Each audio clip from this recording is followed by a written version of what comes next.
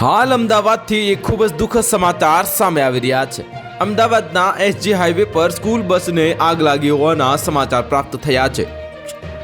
SG highway પર ગોતા નજીક એક ખાનગી સ્કૂલ બસને આગ લાગતા ભડભડ સળગી ઉઠતી હતી અને સમય સૂચકતા દાખવી તમામ વિદ્યાર્થીઓને સહી સલામત રીતે બસમાંથી ઉતારી લેવામાં આવ્યા હતા। ફાયર બ્રિગેડને સ્કૂલ બસને આગ લાગી હોવાની ઘટનાનો કોલ મળતા દોડી આવી અને પાણીનો મારો ચલાવ્યો હતો અને ફાયર બ્રિગેડની ટીમે થોડી જ વારમાં આગ પર કાબુ મેળવી લીધો છે। સદનસીબે આ ઘટનામાં કોઈ ઈજા કે જાનહાનિના સમાચાર મળ્યા નથી।